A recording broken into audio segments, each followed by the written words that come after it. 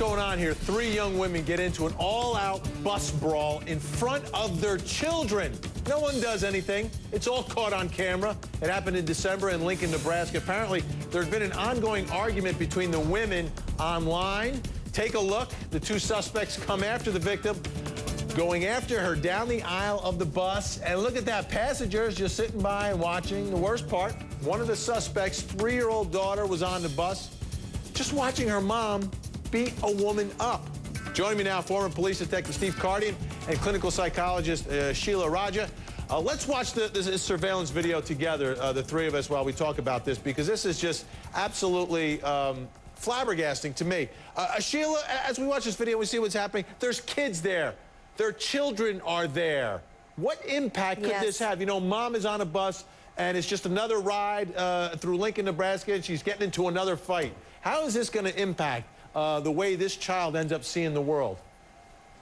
Oh, well, unfortunately, I mean, we know that when people come from families where they don't see conflict resolved properly, they, you know, can do the same thing when they grow up. So it's a problem, and it's a sad thing for those kids. Absolutely. Now, Steve Cardian, one of these women being charged with child abuse because the children are there. Not only are they witnessing all this as we watch it, but they are also getting trampled. Steve, I don't understand what takes place in this world. Help me.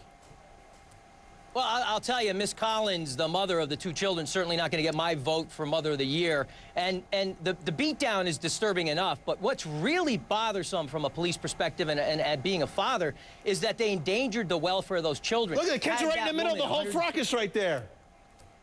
Had one of them fallen on one of those children, they could have conceivably killed them. So the terrible thing, the beatdown was bad enough, but the endangerment that they placed the children in is even far worse. All right, Sheela, I don't want to judge anyone perhaps by their wrong day. Is it possible that these moms could see the light, become better mothers?